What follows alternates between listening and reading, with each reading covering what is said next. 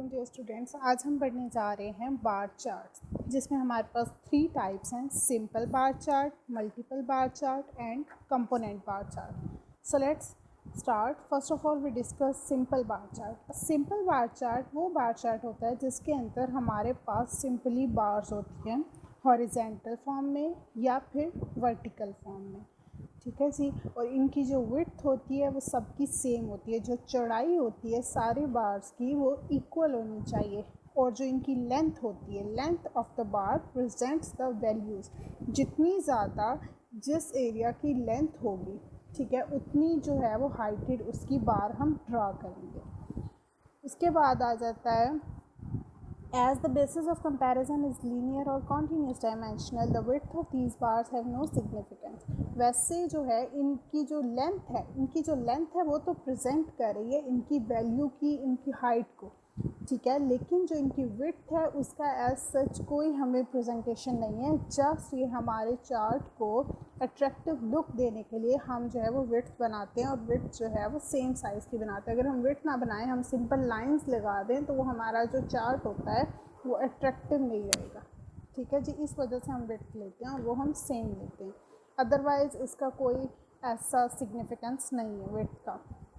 और जो इनकी स्पेस होती है बार्स की, जो आपस में हमने स्पेस लेनी होती है, वो हमने बार का जो साइज़ है उसकी जो विड्थ है उससे ज़्यादा स्पेस हम नहीं लेते दो बार के दरमियान। ठीक है। और उससे इनकी जो बार है उसकी जो हाफ विड्थ है उससे कम भी हमने स्पेस नहीं लेनी। इस तरह फिर हमारा चार्ट जो है वो थोड़ा रफ हो जाएगा, थोड़ा मिक्स हो जाएगा, डाटा क्लियर नहीं होगा और अट्रैक्टिव लुक भी नहीं आएगी। ठीक है जी। बार्स जो है वो बहुत ज़्यादा स्मॉल सी और नैरो सी भी नहीं होनी चाहिए, और ना ही वो बहुत ज़्यादा शॉर्ट होनी चाहिए, या फिर मतलब बहुत ज़्यादा उनकी विड्थ ज़्यादा भी नहीं होनी चाहिए और बहुत कम भी नहीं होनी चाहिए। नॉर्मल साइज़ होना चाहिए, लेंथ में भी और विड्थ में भी। वर्टिकल जो बार चार्ट होता है, अभी हम कंपैरिजन देख लेते हैं वर्टिकल बार चार्ट में और हॉरिजेंटल बार चार्ट में। जब हमने कोई टाइम सीरीज़ वगैरह या फिर क्वांटिटेटिव डाटा शो करना होता है, जिसमें हमने क्वांटिटी शो करनी है, हमने फॉर एग्जांपल किसी चीज़ का हमने टाइम के साथ कंपैरिजन करना है, ठीक है जी, तो उस लिहाज में हमारे पास जो होता है वर्टिकल बार चार्ट ज़्यादा इफेक्टिव होता है कि एक तरफ हम टाइम सीरीज़ ले लेते हैं और दूसरी तरफ हमने जो चीज़ कंपेयर करनी है टाइम के साथ। लेकिन अगर हमारा कोई ऐसा डाटा है जिसको हमने स्पेशियल डिस्ट्रीब्यूशन देनी है, मतलब कि 3 एक्सिस में डिस्ट्रीब्यूशन जो होती है, या फिर हमने क्या करना है कि हाँ जी, स्पेशियल डिस्ट्रीब्यूशन वगैरह जब हमने देनी होती है, जो मेट्रिकल एक्सिस हमने जब शो करने होते हैं 3 एक्सिस XYZ, तो उस लिहाज में हमारे पास हॉरिजेंटल बार चार्ट जो होता है वो ज़्यादा इफेक्टिव होता है। ये इनके नेम के साथ आपको सिंपल स्मॉल से चार्ट्स में थोड़ा सा फिगर बना के ड्रॉ किया गया, शो किया गया कि किस तरह ड्रॉ हुए होते हैं। ठीक है जी। और जब डाटा हमारे पास अगर टाइम में रिलेट नहीं होता तो उसको पहले हम असेंडिंग ऑर्डर में या फिर डिसेंडिंग ऑर्डर में अरेंज करते हैं, ताकि हमारा चार्ट जो है वो प्रॉपर बन सके, एक तरतीब से वो मतलब बन सके। या फिर हम उसको असेंडिंग ऑर्डर देते हैं, मतलब स्मॉलेस्ट टू लार्जेस्ट डिजिट्स, और descending order largest to smallest, ताकि हमारा जो चार्ट है वो मतलब एक सिंपल सा बने, ताकि हम जो उसमें हमने वैल्यूज़ इंसर्ट करनी है XY एक्सिस पे वो हम प्रॉपरली इंसर्ट कर सकें इक्वल डिस्टेंस के साथ। यहाँ पर हम एक एग्जांपल देख लेते हैं सिंपल बार चार्ट की। Draw simple bar diagram to represent the turnover of a country for 6 years. यहाँ पर उन्होंने हमें ईयर्स में डाटा प्रोवाइड किया है कि इस ईयर में जो हमारे पास कंपनी थी उसका इतना टर्नओवर हुआ है, ठीक है जी, मतलब उसने इतनी रुपये अर्निंग की है। तो ये हमारे पास उसको उन्होंने कहा है कि सिंपल बार चार्ट में ड्रा करें। हमने क्या किया है, हमने एक्स एक्सिस में ईयर वाली वैल्यूज़ ले ली हैं, ठीक है जी, और हमने वाई एक्सिस में रुपीज़ वाली वैल्यूज़ ले ली हैं। फिर उसके बाद जिस मतलब कि फॉर एग्जांपल 1980 ईयर था, तो उस दौरान उनका जो टर्नओवर था वो 38,000 था। हमने क्या किया है, हमने रुपये वाली साइड पे 38 जहाँ पर बन रहा है वहाँ तक हमने बार ड्रा की है। उसके बाद हमने उसकी एक नॉर्मल सी विड्थ ली है और बार को हम नीचे वापस ले आए। उसको हमने लाइनिंग से शो कर दिया ताकि हमारा जो चार्ट है वो थोड़ा अट्रैक्टिव हो। ठीक है जी। सिंपल बार चार्ट में अगर हम ये लाइनिंग वगैरह ड्रॉ नहीं भी करते, कलरिंग नहीं भी करते, तो कोई हर्ज नहीं होता। ठीक है जी। इसी तरह हमने बाकी सारा जितना उन्होंने ईयर के हिसाब से हमें टर्न ओवर बताया वहाँ तक हमने चार्ट ड्रा कर दिया। ठीक है जी। इस तरह बन जाता है सिंपल बार चार्ट। नेक्स्ट आ जाता है multiple bar chart. Multiple bar chart हम तब यूज़ करते हैं जब हमें एक से ज़्यादा करेक्टरिस्टिक्स बतानी होती हैं किसी एक चीज़ की, ठीक है जी। मतलब एक एक्सिस पे तो हम सिंगल वैल्यू ले रहे होते हैं, लेकिन जो सेकंड एक्सिस होता है वहाँ पर जो वैल्यूज़ होती हैं उनको हमने मतलब उनकी दो दो करेक्टरिस्टिक्स हमने शो करनी होती है। ये ज़्यादा आपको आगे एग्जांपल से क्लियर होगा कि ये कैसे है, ठीक है जी। इनकी जो लेंथ होती है मल्टीपल बार चार्ट में, हम एक चीज़ के ऊपर मतलब फॉर एग्जांपल एक हमने डिजिट लिया है एक्स एक्सिस पे, तो उसके साथ हमने दो दो यानी कि बार्स बनानी होती हैं, दो या दो से ज़्यादा, ठीक है जी। इनकी जो लेंथ होती है वो वैल्यू को प्रोपोर्शनल होती है, जितनी वैल्यू होगी उतनी हाइट होगी, ठीक है जी। उसके बाद विड्थ जो होती है, फिर उसको हम क्या करते हैं कलरिंग से, मतलब जब हमने एक ही पॉइंट पे दो बार्स इकट्ठी ड्रा की हैं तो हमने ये बताना है कि ये बार किस लिए और वो बार किस लिए है, तो उसके लिए हम क्या करते हैं, हम डिफरेंट कलरिंग करते हैं, ठीक है जी। तो वो डिफरेंट कलरिंग जो होती है वो हमें चेंज बताती है बार्स का, कि ये किस चीज़ के लिए कौन सी बार यूज़ हुई है। और इसके बाद ये कंपैरिजन के लिए भी बहुत ज़्यादा इफ़ेक्टिव है, जब हमें ज़्यादा इन्फॉर्मेशन मिली होती है तो हमें जब कंपैरिजन करना होता है तो उसमें भी ये हेल्पफुल होती है। यहाँ पर हम एक एग्जांपल देखते हैं जिससे आपको ज़्यादा सही क्लियर हो जाएगा कि ये सारी बातें कैसे अप्लाई होती हैं। Draw multiple bar chart to show the area and production of cotton from the following data. यहाँ पर उन्होंने हमें एक ईयर दिया, ठीक है जी। ईयर उन्होंने हमें वैल्यू एक एक दी हुई है, लेकिन जो आगे उन्होंने हमें करेक्टरिस्टिक्स दी हैं, ठीक है, वो दो हैं। एरिया उन्होंने अलग से बताया, प्रोडक्शन उन्होंने अलग से बताई। अब इस तरह हम कैसे इसको चार्ट में शो करेंगे वो हम देखते हैं। यहाँ पर हमने क्या किया है, एक्स एक्सिस में हमने ईयर वाली वैल्यूज़ ले ली। फॉर एग्जांपल फर्स्ट ईयर है 1965 to 66, ये हमारे पास फर्स्ट पीरियड है, इसको हमने इस तरफ लिख लिया। उसके बाद एरिया और प्रोडक्शन हमने देखना है सबसे पहले कि एरिया और प्रोडक्शन वाली वैल्यूज़ मतलब इसमें मिनिमम क्या है। मिनिमम हमारे पास प्रोडक्शन में सबसे स्मॉलेस्ट वैल्यू आ रही है 1500, ठीक है जी। और लार्जेस्ट वैल्यू इन दोनों में हम देखें तो हमारी लार्जेस्ट वैल्यू एरिया में आ रही है 3420, ठीक है जी।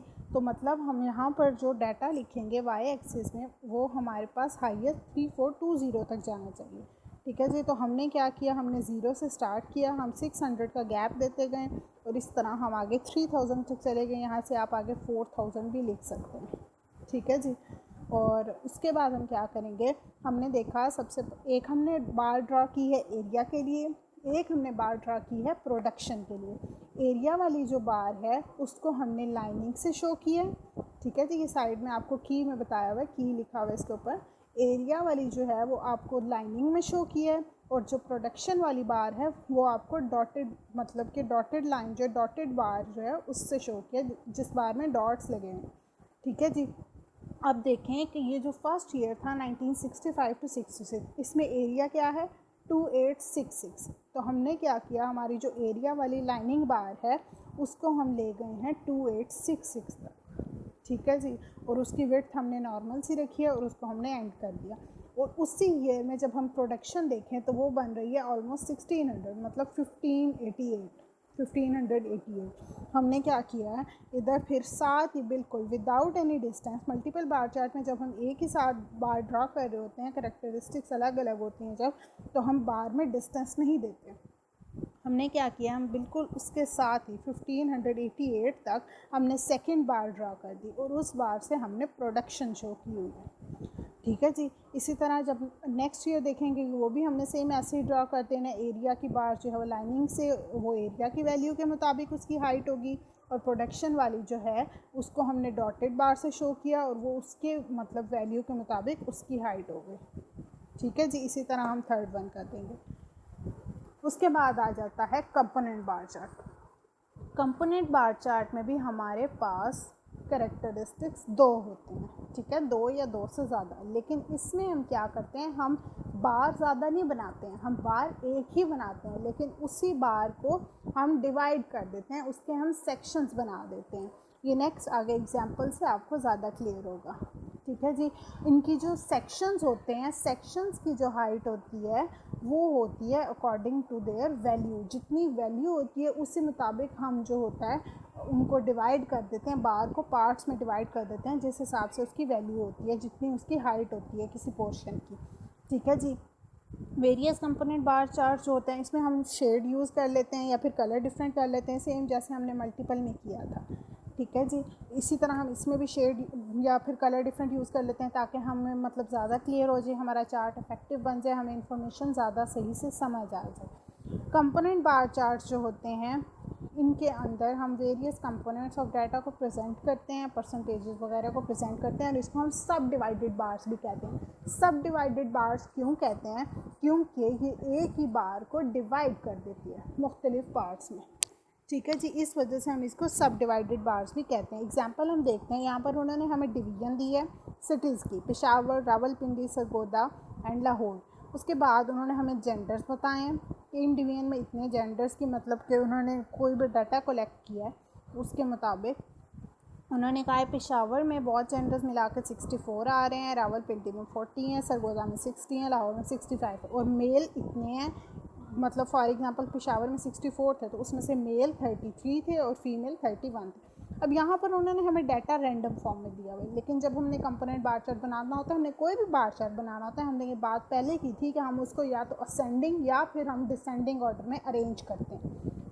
ठीक है जी, यहाँ पर हम देखते हैं अगर हम इसको असेंडिंग ऑर्डर में अरेंज करें तो बहुत जेंडर्स वाले कॉलम में हमारे पास स्मॉलेस्ट है 40। ठीक है, तो हम क्या करते हैं, हम इन सबको हम पहले प्रॉपर अरेंज कर लेंगे। देखें हमने क्या किया, बहुत जेंडर्स में हम स्मॉलेस्ट हमारी 40 थी, हमने उसको सबसे पहले लिख दिया, उसके बाद 60 थी, फिर उसको लिख लिया, फिर 64 को लिखा और फिर 65 को लिखा। इस तरह हमने इसको असेंडिंग ऑर्डर में अरेंज कर लिया। अब हमने इसी तरह साइड वाले भी डिवीजन और मेल और फीमेल को भी चेंज करना है। जब 40 वाला डिजिट जहाँ पर था, ठीक है, वहाँ पर हमारी जो डिवीजन थी वो रावलपिंडी थी, तो हमने उसको लिख दिया। उसकी मेल की जो वैल्यू थी हमने वो लिखी, फीमेल की वो लिखी। ठीक है जी, फिर 60 में सरगोदा आ रहा था तो सरगोदा वाली वैल्यू लिखी, मेल की लिखी और फीमेल की लिखी। 64 में पेशावर था तो पेशावर लिख दिया, फिर इधर मेल लिख दिया और मेल की जो वैल्यू थी और फीमेल की जो वैल्यू थी वो लिख दी थी, सेम एज़ लाहौर में भी। मतलब जब हम असेंडिंग ऑर्डर में अरेंज करेंगे तो हमें साइड वाली चीज़ों को भी प्रॉपरली अरेंज करना है, वरना हमारा रिजल्ट गलत हो जाएगा। ठीक है जी, अब इसको हम बार चार्ट में कैसे ड्रा करेंगे, ये देखें हमने क्या किया, एक्स एक्सिस पे हमने डिवीजन्स ली, हमने सिटीज़ के नेम लिख दिए, असेंडिंग ऑर्डर में जिस तरह हमने अरेंज किया था उसी हिसाब से हमने उनको लिख दिया। उसके बाद हमारी जो जेंडर वाला ये सारा डाटा था उसको हमने हाईएस्ट हमारे पास इसमें 65 आ रहा है तो हमने 65 तक ज़रूर लेकर जाना है। ठीक है, आप 70 तक रख लें, आगे 80 90 चाहे ना भी रखें। ठीक है जी, उसके बाद हमने क्या किया, हम 10 का डिस्टेंस लेते गए और हमने ये ड्रॉ कर दिया। वाई एक्सिस पे हमने मतलब जेंडर वाला डाटा इंसर्ट कर दिया।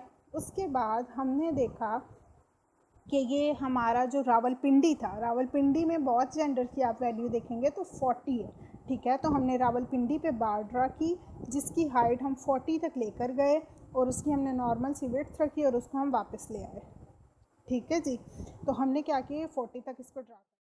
इसी तरह हमने क्या किया, हमने सरगोदा में भी ड्रा कर दिया। सरगोदा में हमारी वैल्यू थी 60 तो हम बार को 60 तक लेकर गए और फिर उसको वापस लेकर आए।